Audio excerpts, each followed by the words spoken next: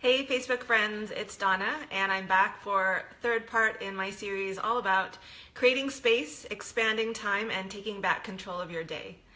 So today I want to talk about how to break bad habits and to avoid the temptation of bad habits that we've fallen into that we feel stuck in and have a hard time getting rid of.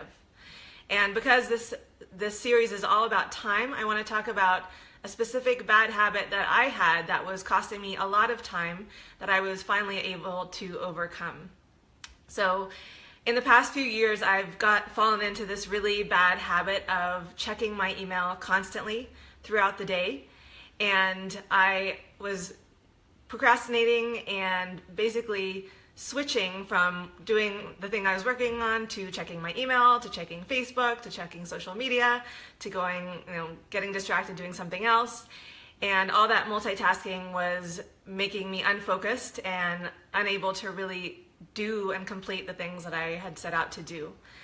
And this was something that year after year I was like, I'm gonna stop checking my email so much, and I wasn't able to break the habit. So I decided, okay, I'm gonna do this. I'm going to start to set clear boundaries and clear times of day that I'm only going to check email. So I started implementing a time blocking system where I decided, okay, I'm not going to check email before I do yoga and meditate in the morning, and then I'm not going to check email after 5 p.m.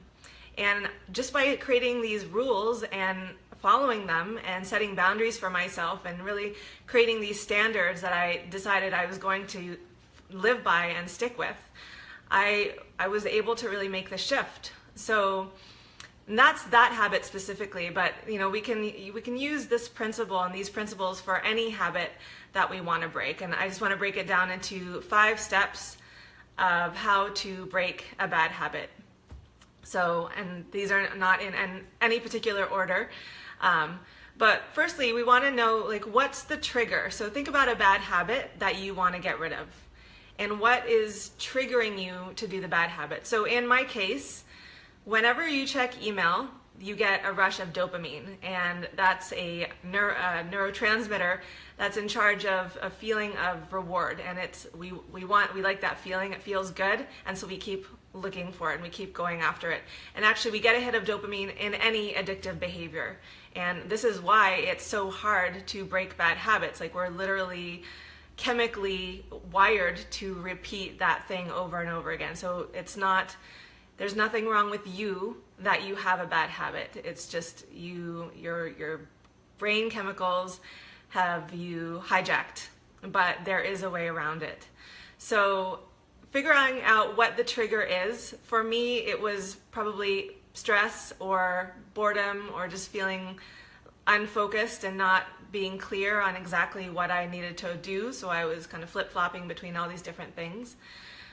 So triggers can be visual. So for me, my computer is literally in the middle of my house, and it's where I spend the most time. I'm at home most of the day. And so being on the computer, it's really easy. If I have my email window open, I can see every time I get a new email. So every time there's the button that shows that there's a new email, that's the trigger that triggered me, reminded me to go check.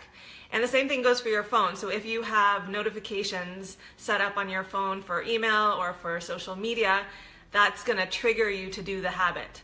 So good luck trying to stop it when you are constantly triggered to do it, continuously reminded. So step 1 is, if you can, remove the trigger. So for me, it's not having my email window open. And I used to have a really bad habit of snacking on chocolate throughout the day. And why? Because the chocolate was literally in plain sight. So every time I passed through the kitchen, I saw the chocolate, and then I had to have a piece. And then I would go through about a bar of chocolate a day until I decided I got to stop this, and I stopped buying chocolate and I stopped the habit. It was really that easy. So it can be visual, but it can also be emotional, and this is where things get a little bit sticky. So emotional triggers, we can't necessarily remove them. So most of the time, when bad habits are caused by uncomfortable emotions, whether it's stress or boredom or feelings of loneliness or unhappiness. So identifying what the trigger is and identifying what the feeling is, what the specific emotion is that is causing you to do that bad habit, allows you to figure out what need is trying to be filled. So sometimes we will emotionally eat because we want to feel more grounded, because when we eat, we instantly feel grounded. It's literally calming to our nervous system when we eat. And that's one of the reasons why we go to food, although food is just a temporary relief for emotional eating, so it doesn't really get to the root cause. So replacing bad habits with better ones is how we really get rid of the bad habit. We can't necessarily just take something away without replacing it with something else, because there's going to be a void there that's going to automatically want to get filled. And if you don't have something better to put in that place, then you're just going to default towards the familiar pattern. So if it's feeling more grounded or relaxing, or maybe you just need to take a break, maybe you just need to take a breath, then figure out what better habit you can put in that place. So for emotionally eating, for example, sometimes we just want to get in our body and out of our head. And that's why we eat, because eating brings us back into our body. So maybe it's literally like massaging your neck or your arms or your thighs and getting back into your body, literally feeling your body. And that can be something that you can, when you get that trigger, you can put that new habit in its place.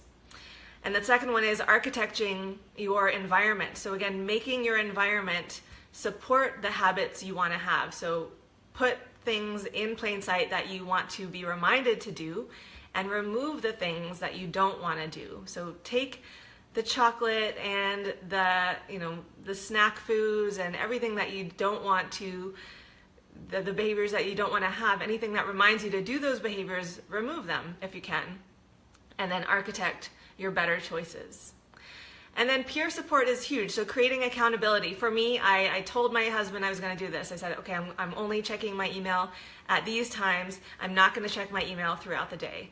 And the moment we declare a goal or declare what we're going to do, we're 50% more likely to follow through, because we all want to live with higher integrity. We all just want to walk our talk. It's just instinctual.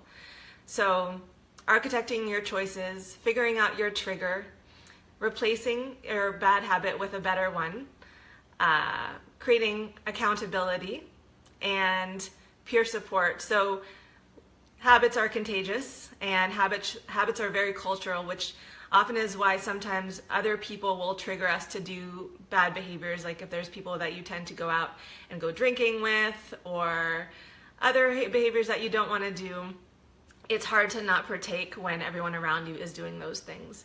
So surround yourself with the people who have the habits you want to have, and then it's so much easier for you to do those habits as well. So next week I'm going to talk all about how to have more time, and this is an awesome topic, so please join me next Friday at 1 p.m. And if you want support on breaking your bad habits and creating better ones, I'd love to talk to you, so I'll put a link below, and you can sign up for a free 30-minute conversation with me, and we can chat about how to overcome your bad habit. Thanks for joining.